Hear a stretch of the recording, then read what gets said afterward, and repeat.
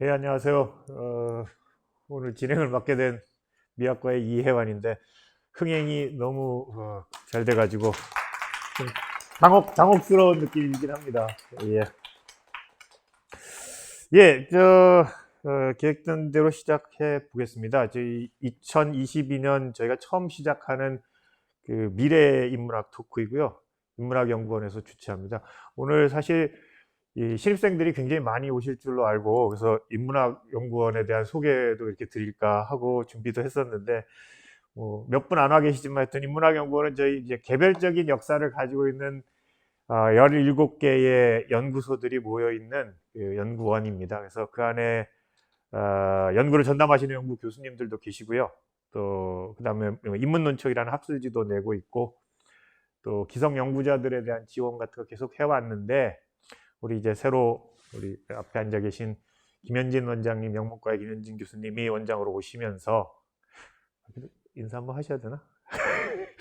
그래서 여러 가지 새로운 프로그램들을 저희가 이제 다시 시작해 봤습니다. 새로운 프로그램들을 특히 뭐 학문 후속 세대라고 하는 젊은 분들 지원하는 프로그램도 만들어 봤고요. 또 그런 거의 일환으로 오늘 이렇게 미래 인문학 토크라고 아예 학문 후속 세대도 아니고 이제 인문학에 발을 안 들여 놓으신 분들 이런 분들을 대상으로 이제 새로운 트렌드도 좀 소개하고 뭐 이런 걸로 기획을 했는데 낯익은 교수님들만 굉장히 많이 와 계시네요. 그렇습니다. 그래서 저희가 뭐 고전 공부 많이 하고 옛날 거에 많이 중심을 두고 이러는 인문학 공부이지만 그래도 뭐 세상 변하는 거에 따라서 저희 새로운 방법론도 많이 도입하는 편이고 또 변하는 세상에 맞춰 가지고 옛날 공부를 해서 새롭게 그 새로운 문제에다가 적용해서 사유해보고 이런 일도 당연히 발맞춰서 잘 하고 있는 게 저희 인문학입니다. 그래서 그런 거를 보여드리고 특히 어문사철이라고 저희가 흔히 얘기되는 그 각각의 분야들이 새로운 문제나 영역이나 방법론을 어떻게 받아들이고 어떻게 활용하고 있고 또 그런 거에 대해서 어떻게 생각하고 있는가를 보여드리려고 하는 것이 미래 인문학 토크이고요. 그래서 요번 해 주제는 2022년 주제는 인공지능으로 잡아봤어요. 근데 제목을 뭐 인문학이 인공지능을까지 이제 주어하고 목적어까지만 하고 한국말은 끝까지 들어봐야 된다. 그래서 이제 각 나오시는 선생님들이 그 인공지능을 어떻게 하는지는 이제 얘기를 하시겠죠. 뭐 이런 감히 인공지능을 이런 뜻은 아니고요. 그래서 질문하거나 이런 건 아닌데 아마도 사학이나 언어학 같은 데서는 인공지능을 어떻게 활용하고 여기서 인공지능은 아마 다음 주에 다다음 주에 오시는 과학 철학 하시는 선생님이 더 세밀하게 규정도 해주시고 그러실 수 있겠지만 그냥 저희는 뭐 디지털, 빅데이터 이런 거 그런 테크놀로지 전체를 아우르는 것으로 생각을 해서 그런 새로운 그 방법론들을 어떻게 활용하는지를 얘기해 주실 것이고 언어학이나 사학에서 그 다음에 철학이나 또 문학에서는 그 인공지능이라는 것을 우리가 어떻게 생각해야 될 것인가 또 그런 테크놀로지에서 어떤 사유를 할 것인가 그런 얘기들을 해주실 걸로 생각을 합니다. 저도 뭐 끝까지 다 이미 들은 것은 아니라서 매번 여기 나와서 들어봐야 알 것 같고요. 그렇습니다. 그래서 네 번에 나눠서 보시는 대로 진행이 될 예정이고 아마 여기 보시는 대로 뭐 순서대로 한 90분 정도 시간 저희가 진행을 할까 그렇게 하고 있습니다. 더 많은 시간 쓰기 전에 오늘 발표하실 이제 정효근 교수님 소개 간단히 드리겠습니다. 보통 여기 사진 들어가는데 이제 실물 보실 테니까 사진 안 넣고요. 한국 중세사하고 한국 역사지리 전공하셨고요. 덕성여대에 2010년부터 계시다가 2018년 9월에 저희 본교에 오셨습니다. 그다음에 뭐 국사학과 BK 교육 연구단장이시고 또 아까 제가 농담 삼아 얘기했지만 삼가인문학 현재 지도 교수이시고 그렇습니다. 2017년인가 노명호 교수님하고 이익주 교수님 이런 분들하고 같이 고려 역사상의 탐색이라는 책 같이 내신 적이 있고요. 그 다음에 2019년에는 고려에서 조선으로 연말선초 단절인가 개선인가 이때는 아마 여러분들 중에 아마 대표 집필을 정여근 선생님이 해주신 걸로 압니다.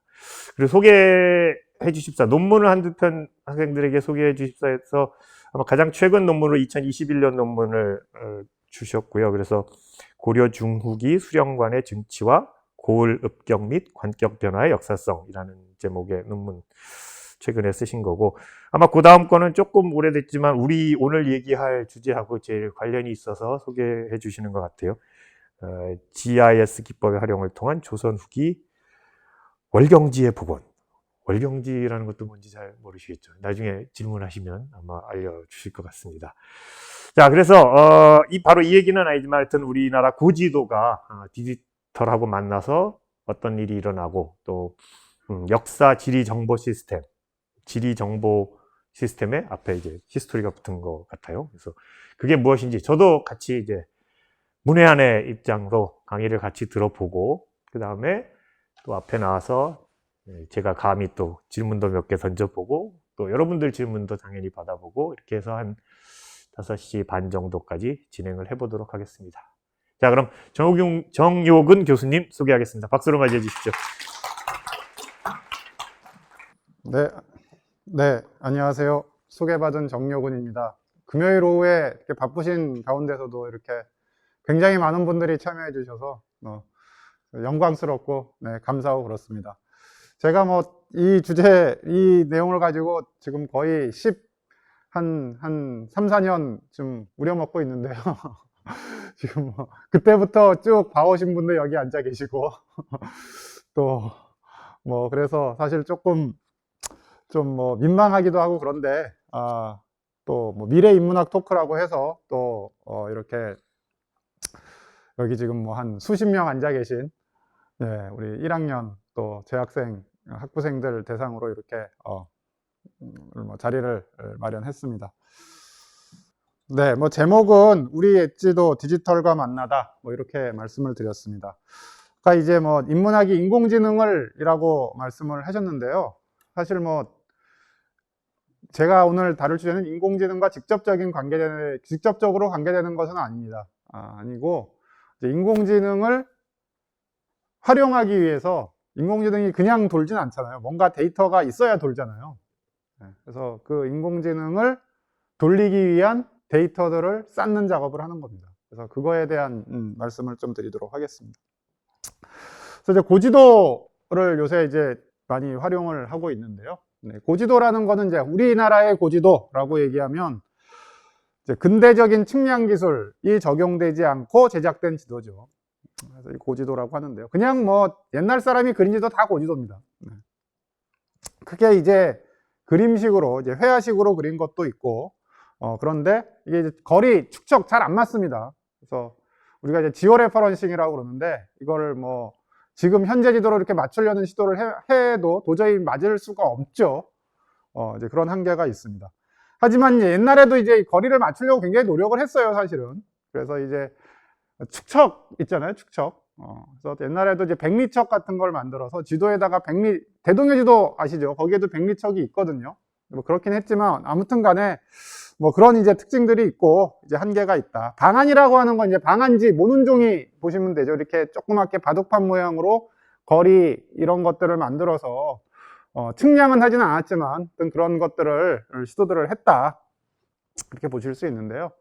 이런 고지도가 우리나라에서 제일 많이 있는 곳이 바로 서울대입니다. 서울대 가장 많이 있고, 그 중에 이제 거의 대부분이 거의 90% 이상이 어디죠? 규장각에 있습니다. 도서관이나 이제 박물관에도 조금 있는 것으로 알고 있는데, 거의 대부분은 규장각에 있다라고 보실 수 있습니다. 네, 그런데 그 중에 이제 규장각에 사실 국보와 보물이 35건이 있습니다. 그래서 외국에 국가 원수가 온다? 그럼 서울대에서 갈 곳이 규장각밖에 없죠, 사실은. 네. 네. 여기서 제가 인문학연구원 홍보를 해야 되는데 규장각 홍보를 해서 죄송한데요. 그런데 보물이 26개인데 그 중에 16개가 고지도예요. 그러니까 우리가 아는 대동여 지도, 동여도, 기타 등등 해서 이런 지도들이 지금 다 이렇게 보물로 지정돼 있어서 사실 뭐 규장각 가보신 분은 알겠지만 현관 로비에 들어가면 대동여 지도 큰 사이즈로 원폰을 딱 붙여놨잖아요. 높이 거의 한 7m, 폭 4m 되는 우람한 지도죠. 그래서 이제 이런 것들이 이렇게 있는데 이걸 이제 어떻게 활용할 것인가에 대한 사실 고민이 필요한 거죠. 단순히 이제 아름답다, 훌륭하다 이걸 떠나서 이제 어떻게 활용해야 되는 거에 대한 고민이 필요한데요.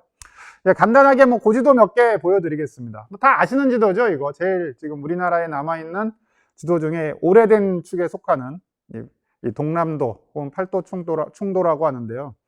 이 지도 보면 되게 귀엽죠. 네, 잘 이제 현실하고도 좀 안 맞는 그런 측면도 있지만 이렇게 오래된 지도가 있고 또 뭐 이제 발달은 이렇게 이제 대동여 지도 19세기 이건 뭐 만들어진 지가 지금으로부터 한 뭐 5, 60년밖에 안 된 그런 지도인데 이제 대동여 지도가 있습니다. 이 대동여 지도는 훌륭한 것이 여기 보시면 이제 요게 방안이에요.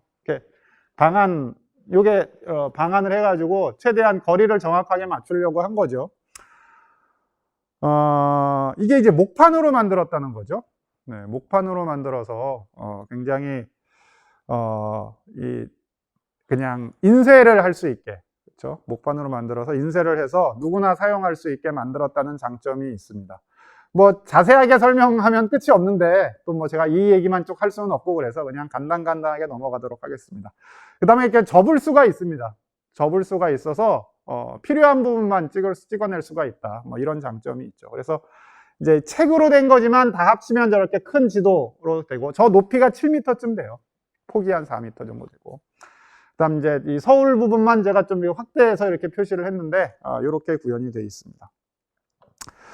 그다음 이제 요거를 만들기 위해서 그러니까 대동여도를 만들기 위해서 또 동요도라는 지도를 먼저 만들었는데요. 뭐 지금 이것도 이제 규장각에 있고 다 보물로 지정돼 있습니다. 김정호가 만든 지도인데 지명이 굉장히 많이 나와 있습니다. 19,140개. 그래서 저는 이제 지명 개수에 꽂혔습니다. 뭐 인공지능이 19,000개 돌려봤자 얼마나 걸리겠어요? 0.000 몇 초밖에 안 걸릴 텐데 그래도 이거라도 쌓아놔야 뭐 그렇죠. 이렇게 해놔야 이제 데이터가 되니까 이제 저는 뭐 이런 것들에 대한 관심을 가지고 있습니다. 이건 이제 도성도인데요. 이것도 규장각 이제 로비에 딱 걸려 있죠. 요거는 이제 서울지도 18세기 후반에 정조 때 만든 서울지도인데 되게 재밌습니다. 보시면 위쪽이 북쪽이 되고 아래쪽이 남쪽이 돼야 되죠, 일반적으로. 근데 요 지도는 반대예요. 네, 아래가 북악산, 그렇죠? 북한산, 위에가 남산이거든요. 그러니까 남쪽이 북쪽에 있어요. 왜 그렇게 만들었느냐? 임금이 항상 남쪽을 보고 있잖아요. 그러면 임금한테 이걸 봐야 돼요. 그럼 임금 이렇게 딱 봐야 되면 임금은 항상 남쪽을 보고 있으니까, 그렇죠? 이렇게 딱 받아봐야 남쪽이 저 앞에 남산이 있겠죠. 그래서 이 방위를 거꾸로 해놓은 게 임금님 보라고 어람용 지도입니다. 그래서 네, 뭐 임금님 하면 할만하죠. 네. 그래서 이제 이런 지도가 규장각에 있고 우리가 이제 서울대는 옛날에 서울이 아니고 시흥이었어요. 시흥. 그래서 시흥 1872년에 만든 이제 시흥 지도인데요. 여기 보시면 삼성산도 있고 뭐 여기 봉천동도 있고 봉천리죠. 뭐 지금 알고 있는 지명들 다 있습니다. 많이 있습니다. 난곡도 있고 문성리도 있고. 네, 그래서 이런 지명들이 쭉 있는데요. 이런 지도들이 규장각에 이제 굉장히 많이 있다. 뭐 이 지도는 뭐 좀 사족을 붙이자면 대원군이 신미양요, 병인양요하고 척화비 세우면서 전국에 다 지도 받쳐 올려라 해가지고 받쳐 올린 지도예요. 이제 이런 지도를 보면 네, 이런 느낌들이 들죠. 네. 어렵다. 그렇죠? 한자 어려우신 분들은 어려우실 겁니다. 네. 그래서 이거 외에 이제 이걸 어떻게 활용할 수가 있을까? 사실은 지금까지 이 고지도를 연구하신 분들은 이 지도의 특성, 지도가 어떤 계보적인 특징을 가지고 있느냐, 내용적으로 어떤 특징이 있느냐, 뭐 이런 것들을 주로 연구를 해 오셨는데, 저는 이제 여기에 아까도 말씀드렸다시피 이 지도에 실려 있는 이 지명 정보에 이제 관심을 저는 가지고 그거를 좀 디지털 정보로 활용해서 이용을 하면 뭐 역사 연구에 도움이 되지 않을까 생각을 하게 된 겁니다. 그래서 이 이제 역사지리 정보 시스템, 줄여서 이제 뭐 역사 GIS, HGIS라고 하는데요. 네, 이것의 기법을 이제 제가 알게 되고 이것을 통해서 고지도의 이 지명 정보들을 좀 활용을 해봐야 되겠다 겁니다. 역사지리 정보 시스템은 GIS라고 있습니다. GIS는 지리 정보 시스템. 저 지리 정보를 디지털 형식으로 변환해서 저장하고 활용하고 뭐 하는 이런 방식이죠. 여기에 H가 하나 더 붙은 겁니다. 그래서 이제 과거의 지리 정보를 이렇게 디지털 형식으로 변환을 하는 거죠. 과거의 지리 정보가 고지도에 제일 많이 있는 거예요. 그렇죠. 고지도에도 있고 문헌지도에도 있지만 어쨌건 이제 규장각에 있는 그 수많은 고지도, 수천 종에 있는 그 고지도의 지명들을 어떻게 이제 활용할 수 있을까? 네, 뭐 특히 이제 GPS가 또 이제 2000년대에 들어서 나왔잖아요. 이게 사실 미국이 군사위성 가지고 독점을 했던 건데 이걸 이제 풀면서 뭐 우리 내비게이션, 자동차 이제 운전하실 때 내비게이션 없으면 이제 운전 못 하잖아요.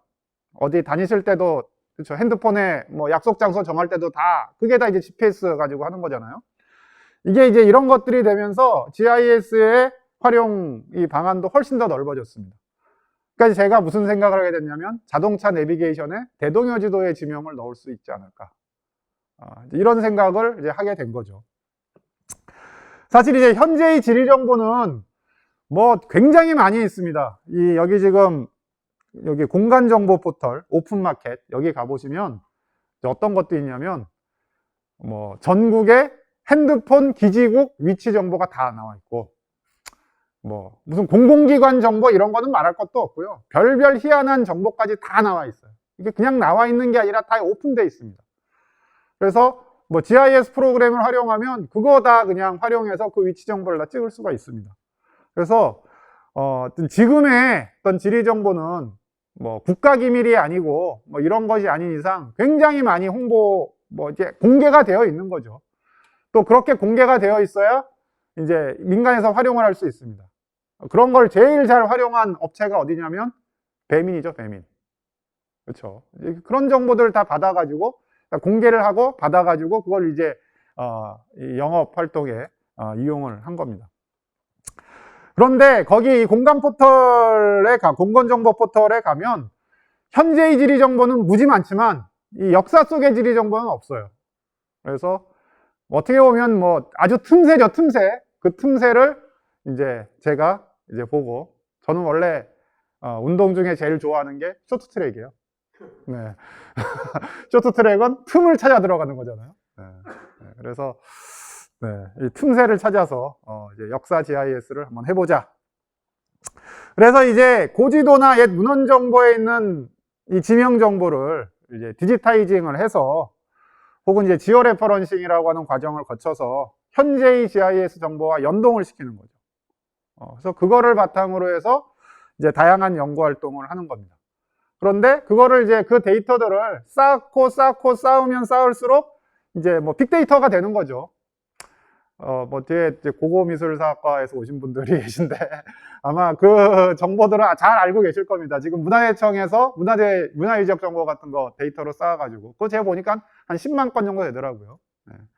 그러니까 뭐 그런 정보들이 이제 쌓여 있는 거니까 고고학은 확실히 빨라요. 네, 역사학 좀 느려서 네, 저 같은 컴맹이 이제 이런 거 한다고 이렇게 앞에서 강의도 하고 이제 그런 것 같습니다. 네.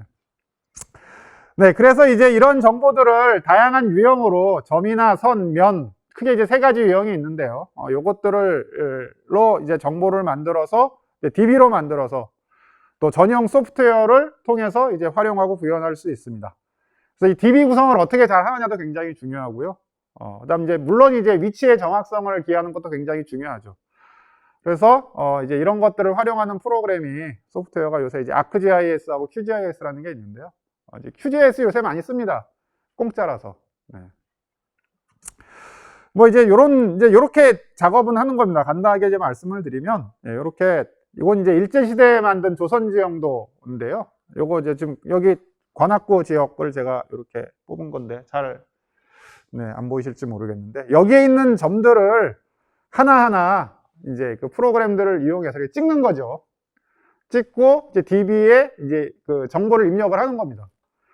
예, 여기에만 보시기에도 한 점이 몇 개 있습니까? 한 100개 가까이 있잖아요. 점도 있고 선도 있고, 선이 어떻게 모여지면 또 면이 되죠. 예, 그러니까 이걸 하기 위해서는 이 지도를, 종이 지도거든요. 이걸 다 스캔을 해서 위치, 위도 경도 값을 맞춥니다. 지오 레퍼런싱이라고 하죠. 그 작업을 거쳐서 해야 되니까 이제 이런 거를 가리켜서 우리가 이제 노가다라고 하는 거죠. 네. 그 네이버나 카카오 이 뭐죠? 무슨 지도죠? 그 도로 그 있잖아요. 그 로드뷰. 그 로드뷰 골목골목 다 있잖아요. 그거 어떻게 한 겁니까? 일일이 차가 가가지고 다 찍은 거잖아요. 네. 그거 생각하시면 돼요. 네. 이렇게 말씀하시면 우리 여기 앉아 계신 수많은 재학생들은 이제 이건 하면 안 되겠구나 이런 생각이 들 것 같은데요. 아무튼 네, 이런 지명 정보가 실린 문헌 자료도 있습니다. 네. 그래서 요건 이제 시흥에 관한 1914년, 17년에 나온 이제 신구대조 전도 부군 면리동 지명 명칭일람이라고 하는 책인데요. 이게 우리 현재 있는 지명들이 여기 전국 지명들이 다 실려 있어요. 한 10만 건쯤 됩니다. 그러니까 지도도 있고 이런 지명 정보도 있고, 한국만 이러니까 저기 중국을 연구하시는 분도 계신데요.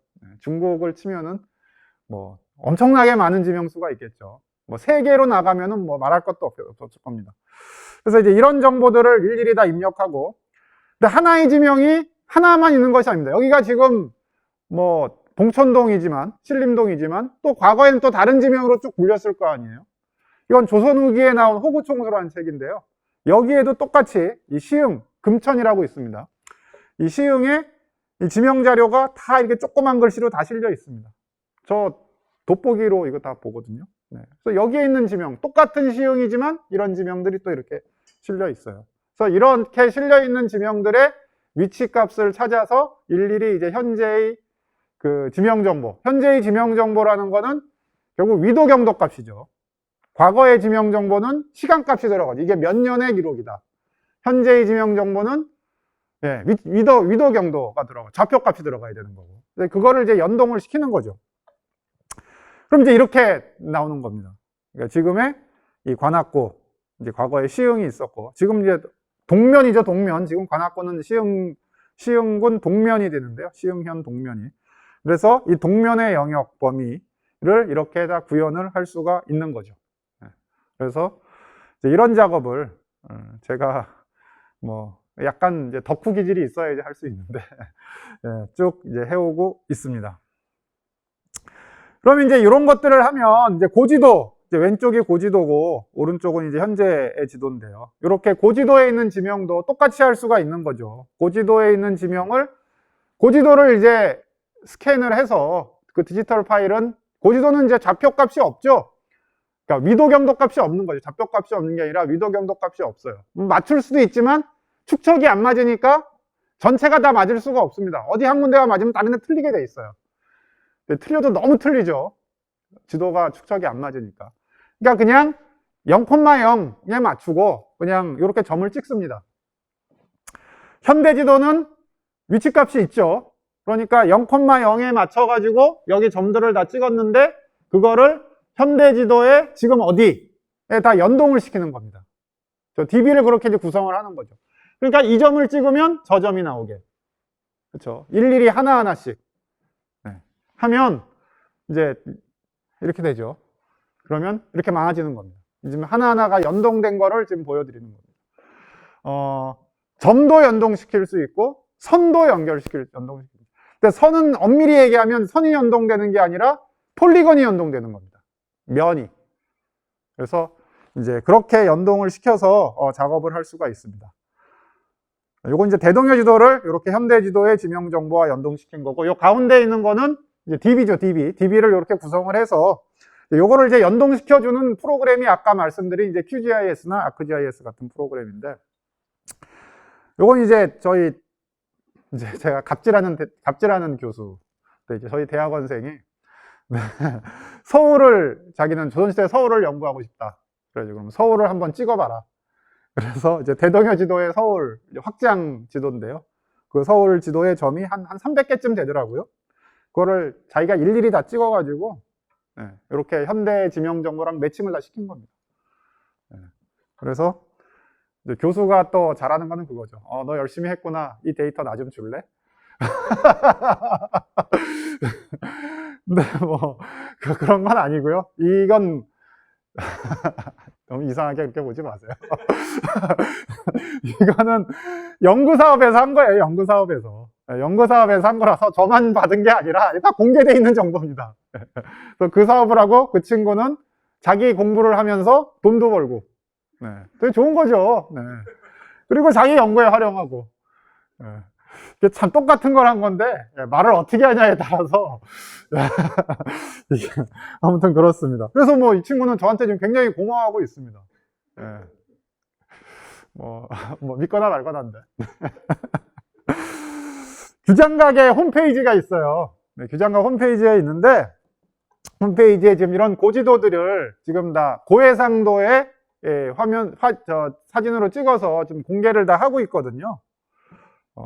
그러니까 이걸 지금은 이제 이런 식으로 고지도를 이런 식으로만 공개하고 있는 거예요. 그러니까 이제 느낌은 이거죠. 그렇죠? 근데 이제 이거 이상 뭔가를 해야 되잖아요. 그래서 이제 이런 걸 하나 만들어 봤습니다. 이제 이런 프로그램을 이제 한 3년 전에 뭐 이제 학교에 정보화 본부라고 있어요.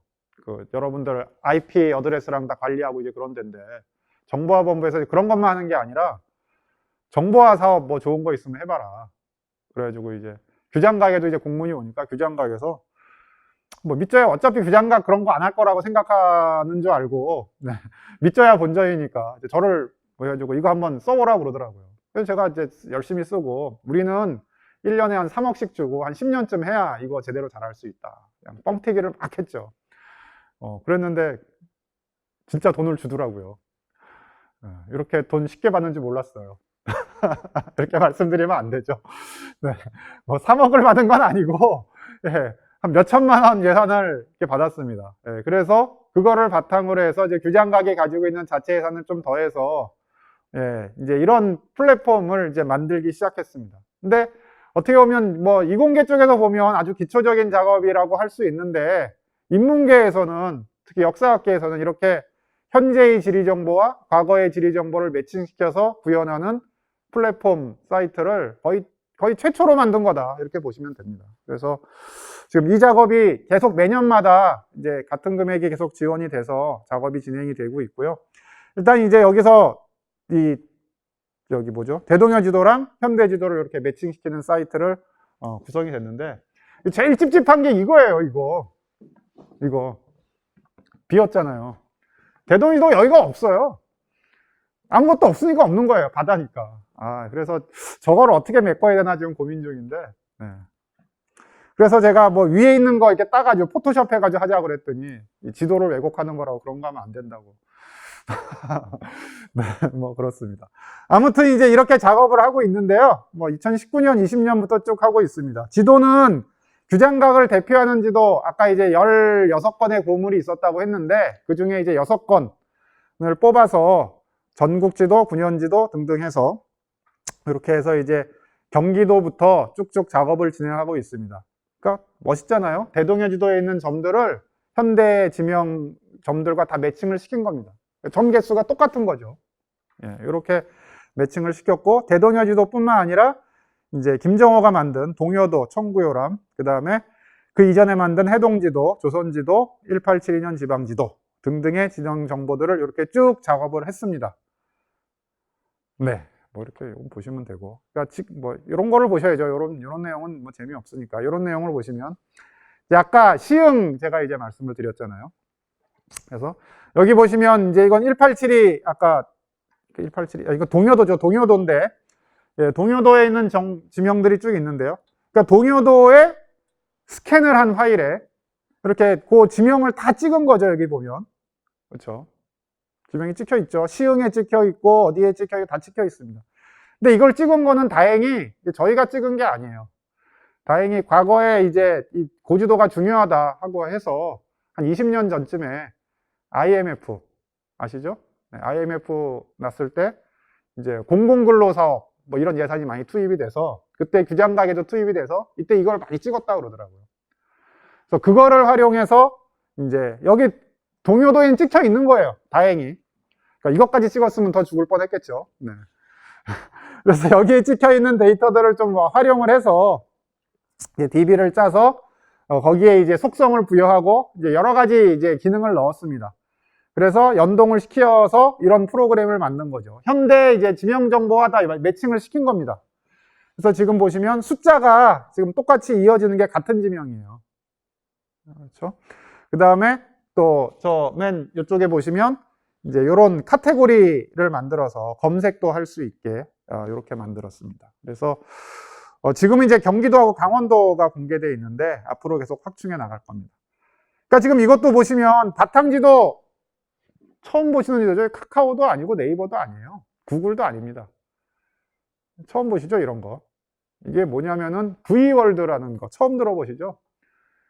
V월드가 행안부에서 만든 이 지도입니다. 근데 이 지도를 행안부는 그냥 다 일반에 뿌려요. 공개해 주는 겁니다. 마음대로 써라. 카카오나 네이버는 돈 받을 거 아니에요. 그렇게 하면. 그러니까 뭐 정부가 좋은 일을 하는 거죠. 그래서 이제 이렇게 이제 바탕 지도를 만들어서 하고 있고, 그다음 뭐 위성 지도도 이렇게 서비스하고 있거든요. 그래서 지금 이건 아까 보여드린 시흥 지도인데요. 1872년 시흥 지도. 예, 이런 지도를 있는 지명들을 똑같이 이렇게 이제 구현을 할 수가 있다를 보여드린 겁니다. 이 사이트에 가보시면 심심하실 때 한번 해보세요. 재밌어요. 네, 같은 것들 이제 쭉 보여드린 거예요. 이거 이제 경기도로 좀 확장해서 제가 보여드린 건데요. 지금 이제 지도 6개를 다 클릭을 했잖아요. 동요도부터 6개 쭉 클릭을 했으니까 현재 지도가 저 대동여도에 있는 지도 전보다 더 많은 거죠. 지명이 뭐 기본적으로 6배 더 많겠죠. 네. 그래서 그렇게 지금 이렇게 구현이 돼 있다라는 거를 보여드렸고요. 요게 이제 아까 말씀드린 이제 이 역사 GIS의 방법론을 통해서 이렇게 구현을 하고 있다입니다. 근데 이제 점을 찍다 보니까 재미가 없어요. 점을 찍다가 이제 뭘 해야 되냐? 점 말고 나는 폴리건도 만들고 싶다. 그래서 이제 폴리건도 이렇게 만들었습니다. 그러니까 영역을 만든 거죠. 이건 이제 그냥 단순히 점의 위치만 고증을 한 것이 아니라 옛날에 있었던 고을, 군현의 영역도 고증을 한 겁니다. 그런데 폴리건을 만드니까 또 뭐가 궁금해졌냐? 이 폴리건 안에 뭔가 컨텐츠를 넣어야 되겠다가 궁금해진 거죠. 그러면은 이게 옛날에 여기가 이제 시흥이었으니까 시흥현. 그럼 시흥현의 인구는 몇 명? 또 뭐 이런 자료들이 많이 있단 말이에요. 문헌 자료로 그런 게 인구, 뭐 군사, 세금, 토지, 뭐 굉장히 많은 정보들이 있습니다. 근데 그걸 다 옛날에는 지금은 이제 문헌을 보고 다 그거를 이제 설명을 하거든요. 근데 이거를 이렇게 DB로 만들어서 이렇게 밑에 보시는 것처럼 쭉 비교를 하면은 여러 개를 지역을 비교할 수도 있고, 그렇죠. 그러니까 이제 확장성이, 연구의 확장성이 더 넓어지는 겁니다. 그 다음에 이 색깔은 밀도 차이죠. 우리가 옛날 과거에 무슨 인구 밀도, 호밀도 이런 건 생각도 못 했거든요. 그러니까 이 시스템이 그런 거를 만들어주는 겁니다. 그래서 지금 이제 이런 시도를 하고 있고, 또 자료가 여러 개 있으니까 그 자료별로 다 보여주면 시기별로 어떻게 변화가 있었는지도 잘 드러나겠죠. 예, 그래서 요걸 보시면 요거 이제 시흥의 이 자료별로, 여기 인구 자료죠. 세종실록 지리지에 지금 잘 안 보이는데. 안 보이네요. 하여튼 세 자리 숫자에서 민족통계표 20세기 초반의 자료로 가면 이제 10,000자리 이상의 인구가 얼만큼 늘어났다는 걸 우리가 확인을 할 수가 있습니다. 그래서 이제 이런 자료들을 이렇게 구현을 할 수 있는 게 가능해진 거죠. 예, 뭐 이것도 이제 마찬가지로 똑같이 시흥의 정보들, 다른 해동지도라는 지도에 있는 정보들을 이렇게 반영을 한 겁니다. 그다음 이제 여기서 더 나간 건 뭐냐면, 이제 군 밑에 면이 있어요, 면. 점점 이제 세밀해지는 거죠. 이 면에 대한 기록이 있는데요. 이 면에 대한 기록도 지금 이제 계속 데이터를 축적하려고 하고 있습니다. 그러니까 지리 정보하고 수치 정보가 결합하는 거죠. 그러면은 기존의 연구 방법과는 이제 다른 결론이 도출될 수가 있다. 이제 또 덕후들은 이제 여기서 또 멈추지 않습니다. 계속 뭔가를 또 합니다. 뭘 하느냐? 이건 이제 텍스트 정보예요. 텍스트 정보인데 문헌 자료를 이렇게 저쪽 왼쪽에 보시는 것처럼 이제 원문 텍스트로 다 구축을 했죠. 그럼 이제 무슨 생각이 드느냐? 저 원문 텍스트에 신림동이 나와요. 그럼 신림동 따닥 클릭하면 어떻게 됩니까? 지도가 딱 뜨면서 신림동하고 연결시켜주는 거죠. 이거 태깅해서 이렇게 하는 거죠. 이거까지 하는 게 제 목표입니다. 네, 이거가 다 되면 전 이 세상에 없을 것 같아요. 왜냐하면, 예산이 뭐, 기껏해야 몇 천만 원, 이거 가지고 이렇게 많이 할 수가 없습니다. 그러니까 그만큼 지금 데이터들은 많이 쌓이고 그 정도가 되면 정말 그때는 이렇게 쌓아놓은 데이터를 가지고 인공지능을 돌릴 수 있을 것 같아요. 그래서 제 역할은 인공지능을 돌릴 수 있을 때까지 열심히 데이터를, DB를 만들어 놓자가 이제 제 목표가 되는 거죠. 이제 그렇게 보면 이 역사지리 정보 시스템이라는 게 어떤 다양한 분야에 기여를 할 수가 있습니다. 역사학 물론이고 뭐 고고학, 지리학 쪽에도 많은 기여를 할 수 있을 거라고 생각을 합니다. 아무튼 간에 지금 이제 보신 것처럼 제가 뭐 빨리빨리 지금 설명을 드리지만 뭐 이런 게 이른바 이제 뭐 나름의 디지털 히스토리의 방법론이 되는 거죠. 그리고 그냥 책이나 뭐 그림 지도로만 봤을 때 이해하는 것보다는 훨씬 종합적이고 입체적으로 이해가 가능하다. 그 다음에 계속 쌓이면 이제 빅데이터가 되는 거죠. 그래서 이제 역사학도 이렇게 디지털 빅데이터로 연구를 해야 되지 않겠느냐. 또 단순히 책으로만 봐서 이해할 수 없었던 것들. 아까 이제 이런 밀도 부분, 이런 변화 부분, 이런 것들은 그냥 책으로만 보고 아날로그적인 방법으로 이해할 수 없을 수도 있는데, 이렇게 보면은 이제 다른 해석, 다른 결과가 나올 수 있는 여지가 충분히 있습니다. 잘 하시면 기존 연구에서 밝히지 못한 새로운 학설을 만드실 수도 있습니다. 그 다음에 이제 이런 중요성을 알기 때문에 지금 기관마다 역사 지도를 다 이렇게 디지털로 만들려고 굉장히 노력을 많이 하고 있습니다. 여기에 이제 규장각이 선두에 있고요. 그 다음에 이제 국사편찬위원회도 같이 앞서거니 뒤서거니 하고 있습니다. 뭐 그 두 개의 작업에 배후에 제가 기획을 담당하고 있습니다. 사실은 담당하는 건 아니고 계속 뭐 역할을 좀 하고 있고요. 이제 최근에 이제 국토지리정보원에서도 국토정보 플랫폼이라고 하는 지도 플랫폼 사이트가 있는데, 역시 이제 마찬가지의 작업을 하고 있어서 이 세 기관이 지금 중심이 돼서 하고 있고요. 이제 여기에 이제 조금 이제 후발주자로 동북아 역사재단, 서울 역사편찬원 이런 기관들도 계속 지금 움직이고 있습니다. 동북아 역사재단은 아무래도 이제 만주 지역 뭐 이런 지역을 중심으로 할 것 같고요. 서울 역사편찬원은 서울을 중심으로 한 서울의 지명사전이라는 게 있거든요. 서울 지명사전에 지명정보가 한 10만 개쯤 돼요. 그래서 그거를 저는 이제 지명 개수만 보면 이제 언제 점 찍지 이 생각만 하거든요. 그래서 지명사전이 네이버에서도 그게 저희가 되거든요. 그거를 네이버에서 이렇게 이용하면서 지도로 딱 태깅시켜서 보여준다. 멋있잖아요. 아까 요거 말씀드렸잖아요. 이런 식으로. 그래서 그런 식으로 되지 않을까. 그 다음에 장기적으로 그렇게 이제 점 찍고 이런 것뿐만 아니라 어떤 수치 정보, 아까 인구, 호구 이런 것과 연결시키는 게 굉장히 중요하다. 이제 그렇게 보면 특히 이제 이 역사 분야에서 소위 이제 사회경제사라고 하는 분야가 있습니다. 뭐 호적, 양안, 토지, 세금, 군사 이런 관련된 연구들이 많이 이루어지고 있는데요. 이 분야에 있어서는 굉장히 유용한 자료가 되지 않을까. 특히 이제 일부 지역에서는 호적 자료가 한 200년 동안의 호적 자료가 쭉 남아 있거든요. 경상도 단성, 울산, 대구 이런 데 남아 있는데요. 거기에 이 정보를 다 결합시킨다. 그러면 신분, 세대별로 세대별 신분이 어떻게 바뀌는지, 이사는 어떻게 가는지, 누구랑 결혼하는지, 지역별로 평균 수명은 얼마가 되는지, 별별 정보가 다 나올 수 있어요. 지금 그렇게 못합니다. 지금 데이터는 있지만 이렇게 가공을 못했기 때문에. 그래서 뭐 그런 식의 전환도 가능하지 않을까 그런 생각입니다. 아무튼 이런 정보들이 많이 있는데 이게 사실은 좀 만들고 혼자만 가지고 있으면 안 돼요. 모아가지고 유통해야 됩니다. 그리고 더 이제 또 업그레이드를 시켜야 되죠. 그리고 뭐 이거 또 PDF나 뭐 이렇게 만들면 안 되죠. 우리가 이제 QGIS나 이런 데 돌리려면 이제 엑셀 혹은 이제 쉐입 파일로 만들거든요. 그렇게 활용을 해서 진행을 하면 이게 더욱더 확산될 수가 있습니다. 그래서 뭐 이 정도로 간단히 말씀드리도록 하겠습니다. 네, 감사합니다. 어떤 얘기는 되게 잘 들었고 저도 이제 처음 생각했던 것보다는 그런 거구나 이게 좀 이해는 되기는 돼요, 그죠? 근데 그러니까 양쪽이 다 되는 거예요. 저희가 예를 들어서 아까 읍지 같은 거 얘기하셨잖아요. 네. 그러면 읍지에서 이렇게 나와 그게 이제 디지털라이즈 되는 거죠. 아직은 그건 안 됐어요? 원문 텍스트를 입력을 해야죠.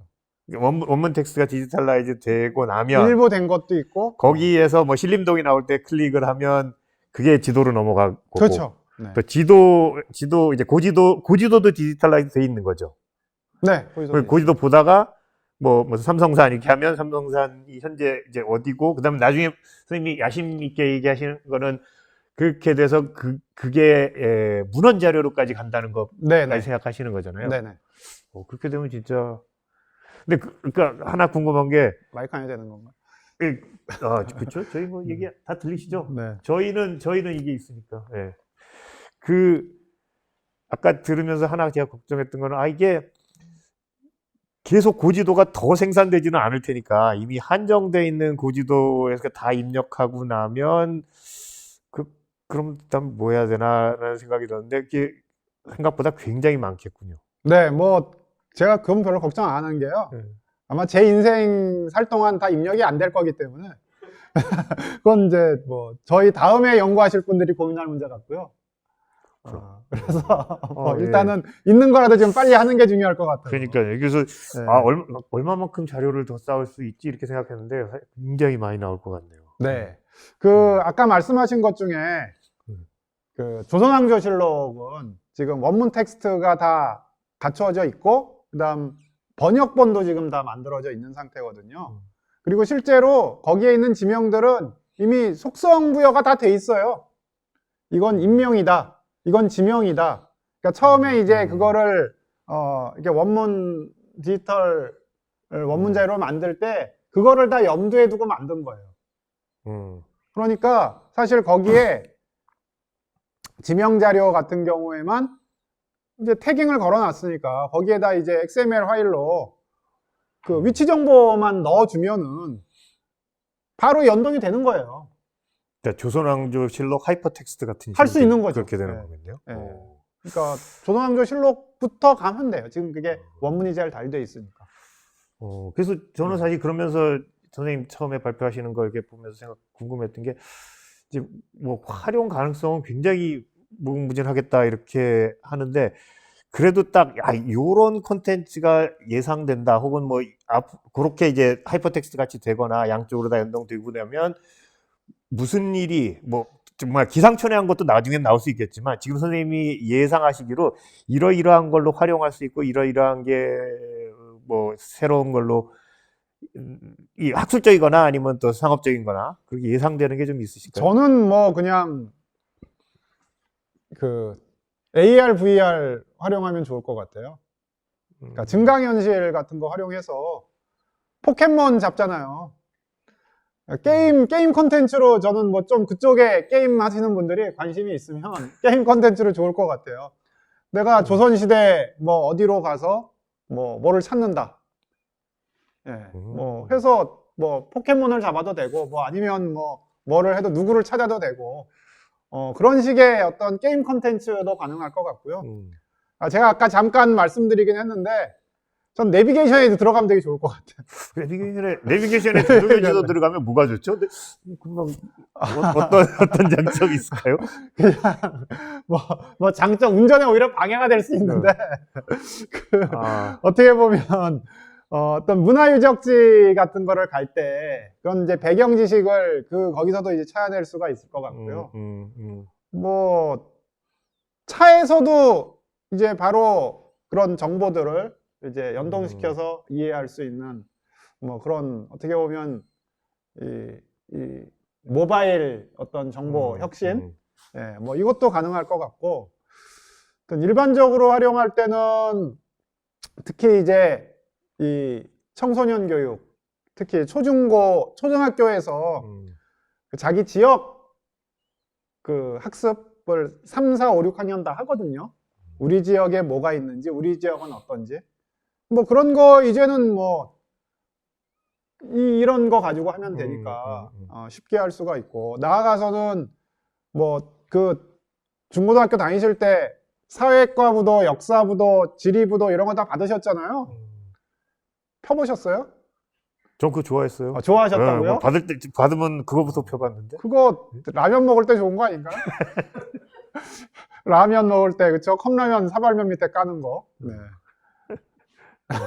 근데 그 필요가 없어요, 그게.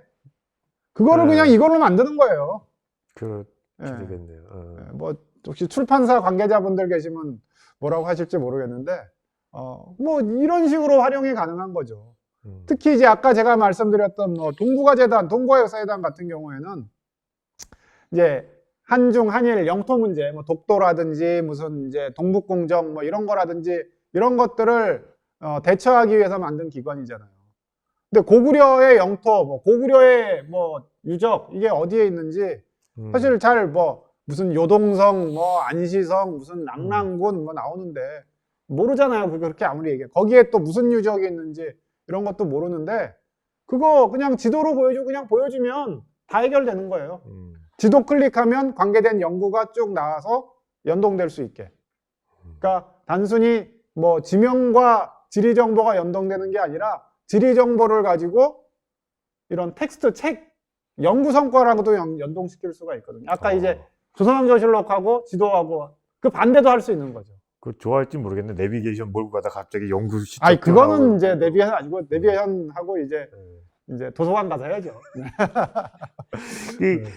그냥 테크니컬한 거 다 보이는 거 하나만 더 질문드리면 아까 이제 점 찍으신다 그랬잖아요. 네. 그럼 이제 고지도는 뭐 지금 시흥이라는 거에 보다 훨씬 덜 정확하게 대충 여기가 시흥 이렇게 돼 있고 많은 지명들이 그냥 그 근방에 이게 있었다라는 거지. 지금처럼 뭐 어느 사거리에 무슨 역이 있다 이런 정도는 전혀 아니었을 텐데. 네. 그러면 점을 찍을 때 뭔가 자기적으로 이제 그 점 찍는 사람이 네. 여기쯤이 찍어야 되나 뭐 이런 거 결정해야 되는 거 아닌가요? 그러면 굉장히 이제 학구적인 질문을 하시는데요. 네. 고지도에 있는 지명은 고민할 필요가 없죠. 고지도에 있는 점은 그냥 찍으면 되니까. 네. 그리고 그건 이미 IMF 때 찍었어요. 네. 우리 선배분들이 찍으셨고, 그건 뭐 그걸 이제 활용을 하면 되는데 그 점이 어디냐? 그러니까 이게 문제죠. 그 점이 어디냐? 관악산 있으면 관악산 꼭대기에 찍으면 되고, 그다음에 뭐 신림동 어디다 찍죠? 신림동 동사무소에 그러니까 이제 이런 게 이제 대표성이 있는 곳에 찍어야 되거든요. 신림동은 하나의 영역이잖아요. 그러면 그 이제 대표성이 있는 곳을 신림리겠죠 옛날에는. 그러니까 그 대표성이 있는 곳은 여러 곳을 생각할 수 있을 것 같아요. 첫 번째는 신림동 행정센터 동사무소. 근데 여기서 이제 고민이 딱 되죠. 신림동은 동사무소가 열 몇 개. 지금 뭐 무슨 청명동 뭐 다 바뀌었지만, 그렇죠. 어디를 찍을 거냐 이 문제가 될 것 같고. 그다음 또 하나는 그런 방법이 있고, 또 하나는 신림동의 과거에 제일 중심이 됐던 마을이 있거든요. 이제 거기에 찍는 방법이 있죠. 그럼 거기가 어디냐? 그건 이제 찾아야죠. 어디라는 거를. 이제 그때 이제 많이 활용하는 지도가 아까 보여드렸던 그 일제시대에 만들었던 조선총독부에서 만들었던 1대5만 지형도가 있습니다. 그게 굉장히 정확해요. 전국을 남북한 합쳐서 한 730장 정도로 만들었거든요. 근데 일본 본토보다 조선을 먼저 했어요. 근데 그게 지금 이렇게 저희가 지어 레퍼런싱을 해서 맞춰보면 상당히 정확합니다. 놀랍게도 1970년 남한은요, 국토지리정보원에서 1970년대부터 우리 자체 기술로 전국 지형도 1대5만 지형도를 만들거든요. 저희가 다 디지타이징을 그걸 지오 레퍼런싱을 해봤어요. 근데 1910년대에 만든 조선지 정도가 더 정확해요. 슬프죠. 근데 그거를 넘어서는 단계가 이제 80년대, 90년대가 돼야 뭐 넘어서는 단계인데, 그러니까 뭐 어떻게 보면 얼마나 일본이 조선을 간절하게 원했는지를, 그러니까 일본 본토보다 저 조선에 대한 것들, 그래서 그 지도가 굉장히 유용하게 활용이 되는 거예요.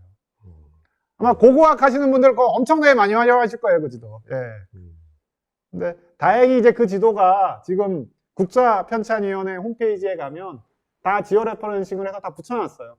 그래서 그냥 쉽게 확인을 하실 수가 있어서 거기에 보면 이제 옛날 이게 1910년대에 측량을 한 거기 때문에 거의 조선시대의 모습을 보여주고 있어요. 그렇겠네요. 이제 그런 것들에 있는 지명들을 이제 활용을 하고 시흥현 관하, 시흥현 관하가 지금 어딘지 압니다. 아, 은행나무 아시죠? 시흥 은행나무. 시흥동 은행나무 사거리 아세요? 5거리인가? 거기 앞에 동사무소가 관하 있던 데거든요. 이제 그런 것들은 어떻게 아냐면은 이제 문화재청에 문화재 공간정보 서비스가 있습니다. 거기에 이제 그런 정보들이 이미 축적이 돼 있어요. 그래서 이제 그런 것들을 이용해서 거기다 딱 찍으면 되는데, 근데도 아닌 데가 있죠. 모르는 데가 있습니다. 그렇겠죠. 예, 근데도 모르는 데가 있습니다. 도저히 이거 어딘지 모르는 데가 있거든요. 이제 그런 건 저희가 나름의 기준을 부여해서 신뢰도를 부여합니다. 신뢰도를 뭐 1에서부터 5 혹은 1에서부터 3까지 해서 신뢰도 1인 곳은 이건 뭐 오차가 거의 없는 정확한 곳. 신뢰도 2인 곳은 한 마을 단위에서 오차인 곳. 신뢰도 3이면 한 동 단위에서 오차가 있을 수 있는 곳. 신뢰도 4면은 이제 그 이상. 뭐 그건 사실 어렵죠. 신뢰도 5는 도저히 모르겠다. 네. 그러면 이제 저희가 구현을 할 때는 보통 신뢰도 4하고 5는 빼버립니다. 왜냐하면 위치 정보에 이제 문제가 될 수 있어요. 한 3 정도까지는 정확하다고 하기 때문에, 그러니까 저희가 구현된 게 그래요. 지금 구현돼서 보여드리는 게. 그래서 그런 식으로 이것도 어떻게 보면은 하나의 연구 분야가 되는 겁니다. 이 신뢰도를 어떻게 구현해서 할 거냐. 이 신뢰도 부분은 경계선을 설정할 때는 더 문제가 되죠. 그렇죠. 그렇겠네요. 예. 과거 조선시대나 그 이전에는 필지 단위의 경계선이 있었던 게 아니기 때문에. 근데 분명히 경계선이 있었거든요. 대동이도 다 경계선 나오거든요. 그럼 그걸 어떻게 설정을 할 거냐. 예. 그거는 어떻게 하냐면은 산줄기. 우리나라는 거의 산줄기가 경계입니다. 산줄기를 따라서, 혹은 강줄기를 따라서, 혹은 도로를 따라서, 혹은 제 머리에 하고 싶은 데를 따라서 하면 안 되는데, 근데 그런 구간들도 나옵니다, 사실은. 그러니까 산줄기와 강줄기 사이는 어떻게 이을 거냐. 그건 뭐 하여튼 적당히 이제 그때 활용하는 정보는 뭐가 있냐면 지금의 경계선을 활용해요. 한국은 의외로 많이 안 바뀌었거든요. 그래서 지금의 경계선을 활용할 수도 있고, 어떤 지금의 지형을 좀 활용해서 하는 방법도 있고. 그래서 그런 식으로 구현을 합니다. 이게 우리나라만 하고 있는 게 아까 아니라고 말씀하셨잖아요. 네. 그럼 나중에 이제 각자 나라에서 한 것들이 하나의 그 큰 글로브 안에 다 이렇게 통합될 수도 있는 건가요? 그러니까 저희가 만주를 가거나 중국을 갔을 때 같은 방식으로 이게 옛날 지형에 모였던 자리를 내가 지나가고 있구나, 이렇게 다 연동이 되고 할 수 있는 거예요? 그걸 이제 하는 데가 있었죠. 그게 어디가 있냐면 낮은세대학교라고요. 낮은세대학교 아세요? 하버드라고. 네, 죄송합니다. 이게 정혁은 선생님 뜻하지 않은 데서 네. 또 제 개그를 하시네요. 하버드 대학교라고. 네. 전혀 말도 안 되는 얘기인데, 하여튼 하버드에서 이제 차이나 GIS를 했죠. CHGIS라고 해서. 사실 이거는 이제 차이나 CHGIS에 이제 제가 처음 배울 때도 그 영향을 많이 받았었는데, 이제 거기서 그거를 하다가 중국 역사 지도를 만든 거예요. 근데 하버드가 혼자 한 건 아니고 중국의 이제 뭐 복단대랑 뭐 같이 했죠. 대만도 같이 했고. 근데 이제 그거를 하다가 이제 하버드 월드맵이라는 걸 해서 전국이 아니죠. 전 세계에 이런 이제 디지털 지도 레이어들을 다 모으겠다. 그래서 그런 이제 말씀하신 대로 어떤 글로벌한 디지털 역사 지도, 디지털 전자지도는 지금 구글이 다 모으고 있잖아요. 지금 구글이죠. 네. 그러니까 디지털 전자 역사지도를 하버드 월드맵에서 운영을 하다가 팔았어요. 네. 네? 뭐 잘 안 돼요? 아니, 돈이 되니까 팔았죠. 네, 이걸 어디서 샀냐면은, 아까 이제 ArcGIS라고 하는 프로그램이 있었잖아요.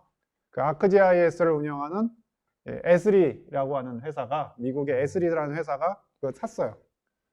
지금은 이제, 뭐죠? 하여튼 그 에스리사에서 운영을 합니다. 그래서 ArcGIS를 사면 그걸 활용할 수가 있어요. 저는 ArcGIS랑 아무 상관이 없는데, 아무튼, 네. 이게 어떻게 보면 이제 상업화가, 유료화가 된 거죠. 그래서 이게 좀 어떻게 보면 슬픈 일인데, 결국에는 이제 학문적으로 시작했는데, 이게 상업적인 가치가 있다고 생각을 하니까, 이제 민간 회사에서 그걸 구입을 해서, 이렇게 이제 활용을 하고, 어떻게 보면 그걸 하려면 그 ArcGIS라는 소프트웨어를 사야 되잖아요.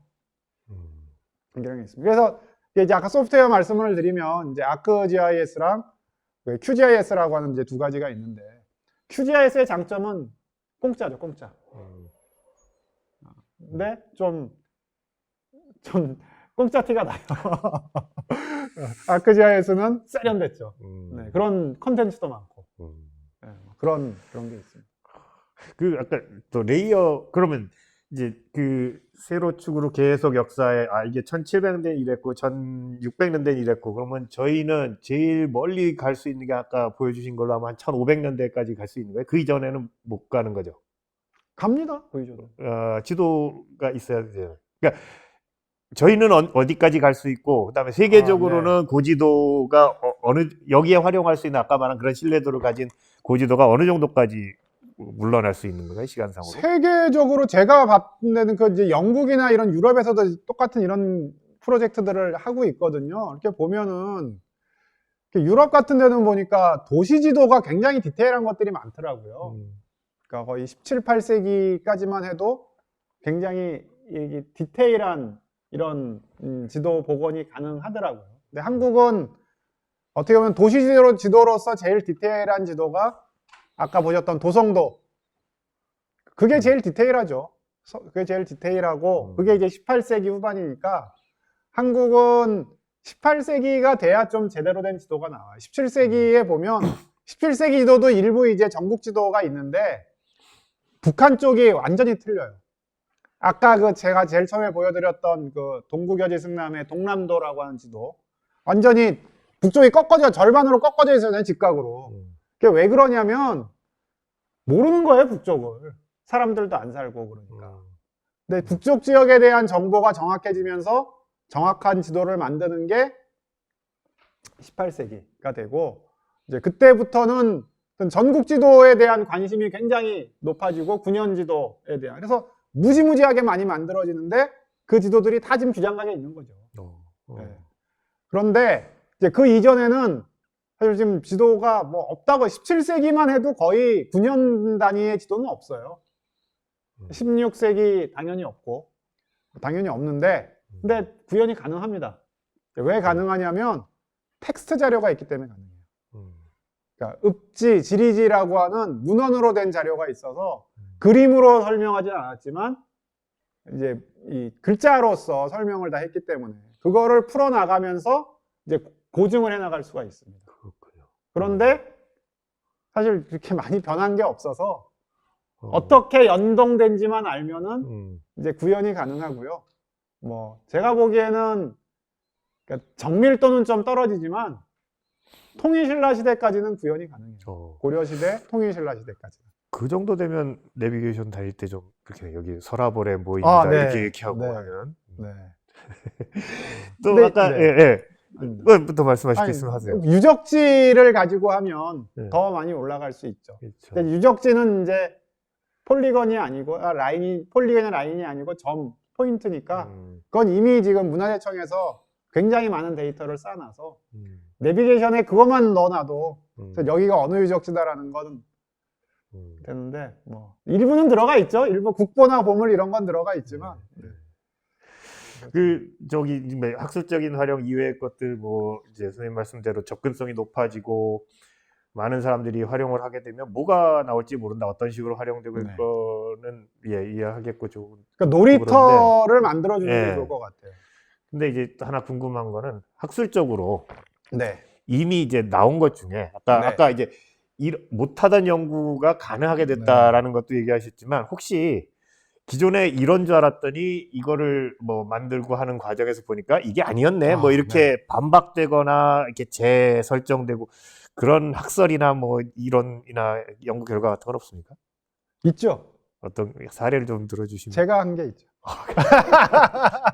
이거 짜고 하는 것 같은데? 이제 우리가 디지털 역사학을 한다 이러면은 이 전통적인 방법론을 활용하는 분들이 색안경을 끼고 보세요.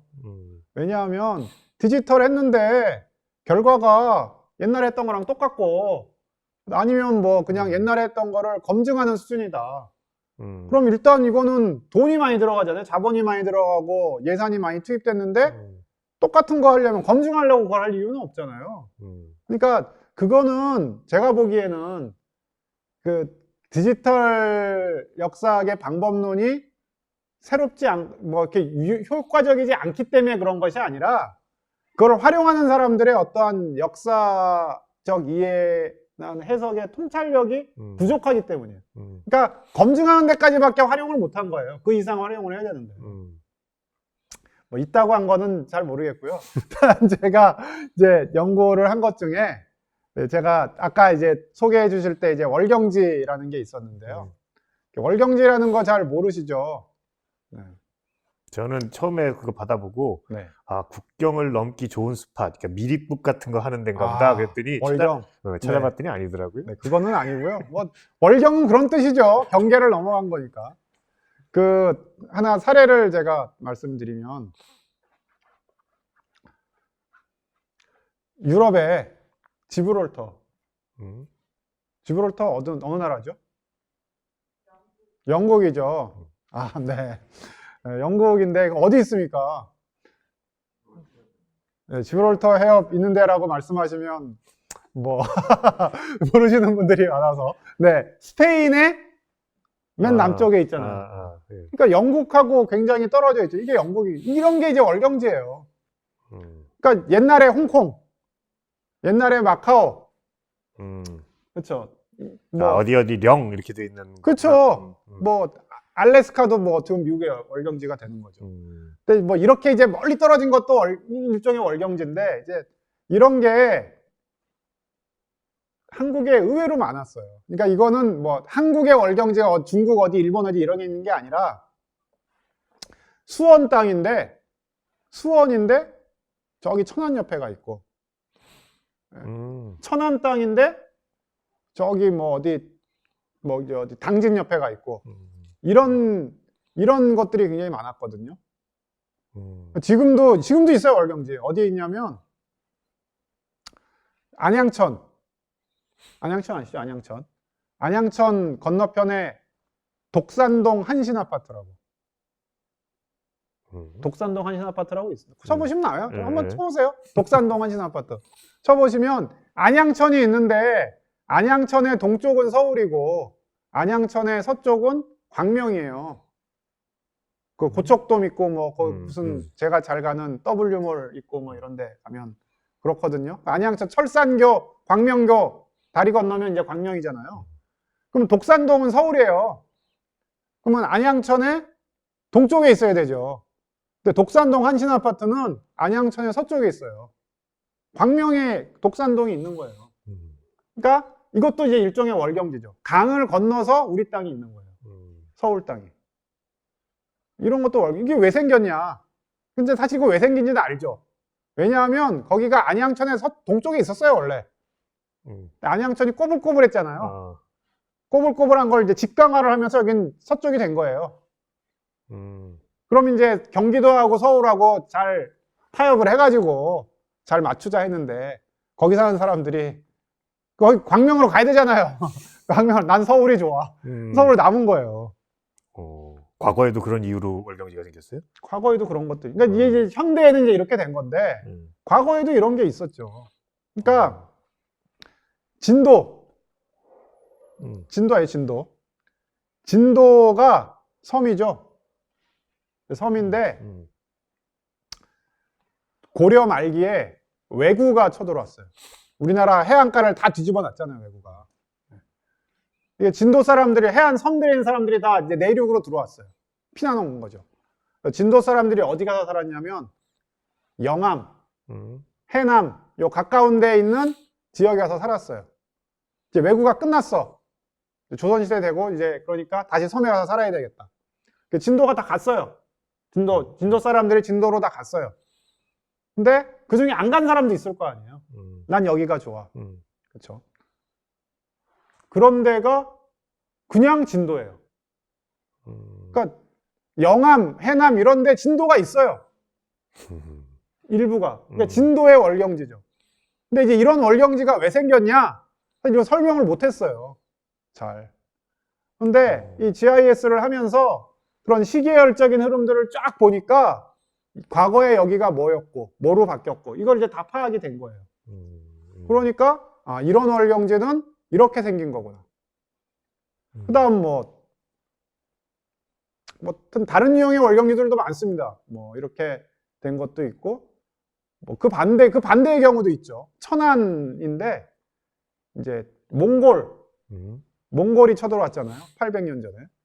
몽골이 쳐들어왔는데, 천안 사람들이, 그때 몽골이 쳐들어올 때 정부에서 다 뭐라고 그랬냐면, 싸우지 마. 다 숨어. 도망가. 청야, 곡식 다 불태우고 도망가. 안 도망가면, 너는 적군하고 내통한 거로 할 거야. 그리고 솔선수범 보였잖아요. 정부가 먼저 도망갔잖아요. 강화도로. 그래서 이제 다 도망갔어요. 섬으로. 그 설악산에 가시면 케이블카 타고 올라가는 데 있잖아요. 권금성. 네. 권씨 김씨가 거기 산속에 숨어가지고 케이블카 타고 올라 이거 어떻게 아무리 천하의 몽골 거기 어떻게 올라오겠어요. 그렇게 만든 거예요. 다 그게. 천안 사람들이 삽교천에 가서 거기 섬에 숨은 거예요. 지금 삽교천 저쪽 옛날에는 삽교천이 폭이 5km였대요. 거기서 이제 살다가 전쟁이 끝났어. 거기 계속 천안이에요. 이런 곳들이 전국에 몇백 개가 있었어요. 근데 이게 언제까지 유지가 됐냐면 1906년까지 유지됐어요. 불과 100년밖에 안 됐어요. 근데 원인과 이 이유가 굉장히 다양해요. 그렇겠네. 굉장히 다양한데 이것들에 대해서 제대로 설명을 못한 거예요. 그런데 이 GIS를 가지고 이런 것들을 딱 파악하니까 이것들을 설명할 수 있는 방법이 만들어진 거죠. 앞으로 또 재밌는 것도 많이 나오겠네요. 네, 이런 것들을 활용하면 재밌는. 예. 네. 아니, 시간은 선생님들 질문도 좀 받고 그래야 되는데 하나 저도 이제 선생님 모시고선 우리가 이런 미래인문학 토크할 때 마지막으로 하나 궁금한 거라고 할 수 있는 게 지금 이제 역사지리 정보 시스템 요거와 관련된 것만 해주셨는데 다른 예를 들어서 지금 우리가 빅데이터니 인공지능이니 이런 거 생각할 때 역사학 분야에서 그런 테크놀로지를 이용해서 할 수 있는 다른 연구 방법이나 또 다른 연구 내용이라든가 이런 걸 좀 더 소개해 주실 거는 없으실까요? 네, 그거는 사실 여기 계신 다른 분들도 잘 아실 것 같은데. 우리 고고학 하시는 분들도 네. 그러니까 자연과학과 그 인문학 연구가 굉장히 밀접하게 관련되는 부분은 여러 가지 있다고는 생각되는데 조금 저희들이 잘 모르는 거 혹시 있으면 좀 더 얘기해 주시면 좋을 것 같아요. 그 디지털과 관련해서는 지금 2가지 정도가 더 있는 것 같아요. 하나는 이제 데이터 마이닝을 하는 거죠. 아마 주로 이제 언어 쪽에서 많이 하던 방법이긴 한데, 이제 말뭉치, 코퍼스 만들어서 지금 이제 신문제, 특히 이제 근대 시기의 신문 자료들, 그 다음 각종 잡지 자료들, 이런 것들은 이미 원문 텍스트로 많이 구축이 돼 있잖아요. 그래서 그런 것들을 활용을 해서 이제 텍스트 마이닝을 해서 이제 코드를 짜서, 그렇죠? 이제 그 어떤 용어라든지 어떤 개념이라든지 이런 것들의 시대성. 우리가 지금 진보, 그럼 우리가 지금 생각하는 진보 보수가 이 용어는 분명히 19세기 후반이나 이때 생겼을 언제쯤 텐데. 등장했고 뭐 이런 거. 예, 언제쯤 등장했고 어떤 맥락에서 사용됐고 그때 의미는 또 어땠고 그 의미가 어떻게 바뀌었을까? 이런 연구들이 사실은 우리가 다 보면 하죠. 다 보면 알겠지만 뭐 전 머리가 나빠서 작년에 작년도 아니고 어저께 본 것도 다 까먹는데 그거 안 되겠죠. 근데 그건 뭐 이제 텍스트 마이닝을 통해서 그걸 다 파악을 할 수가 있으니까 뭐 그런 식의 이제 어떤 맥락에서 이게 사용되는지 이제 최근에 이제 이런 연구들이 역사학 쪽에서도 이미 언어학 쪽에서 다 이제 하는 건데 역사학 쪽에서 이런 연구들이 이루어지고 있고요. 그다음 이제 데이터들을 계속 생산하고 또 저장하고 하는 게 중요한데 그 위키 이 피디아 같은 이 저장 방식 이런 것들을 활용해서 이 데이터들을 축적하고 활용하는 뭐 이런 연구들도 지금 시작되고 있는 것 같습니다. 근데 기본적으로 이거는 뭐 역사학만의 어떤 특징이라기보다는 이제 언어학이나 그렇죠. 뭐 이쪽에서 지금 다 하고 있는 이런 연구들이라서 좀 그런 면이 있는데 뭐 역사지리 정보 시스템은 이제 역사학하고 역사학만의. 지리학과의 관계인데 어떻게 보면 이제 역사지리라는 분야를 주로 지리학이 사실 다 해왔어요, 그동안은.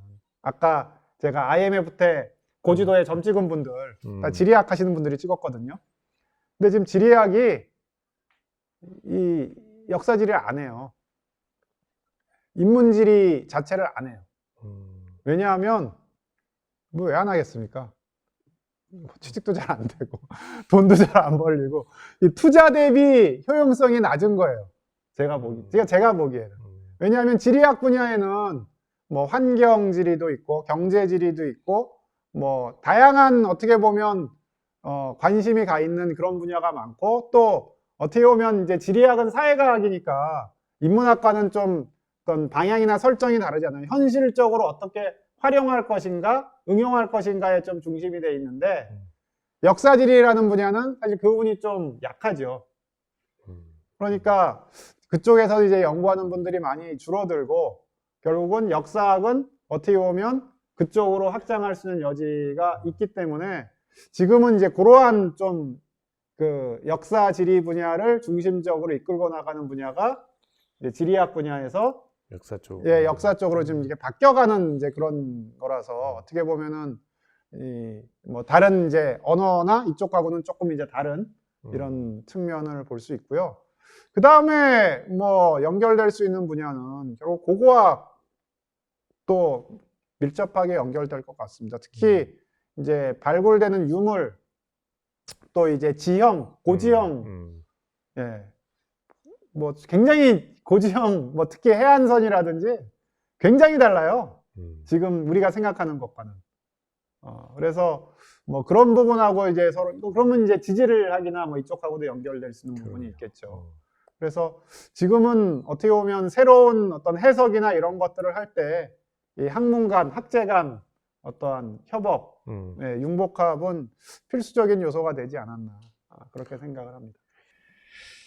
예, 아이고 마지막 시간까지 늦은 시간까지 끝까지 잘 지켜주셔서 대단히 감사합니다. 오늘 2022 미래인문학 토크 첫 번째 4번 시리즈 중에 첫 번째 정여군 선생님 모시고 가진 자리 여기서 마치도록 하겠습니다. 감사합니다. 네, 감사합니다.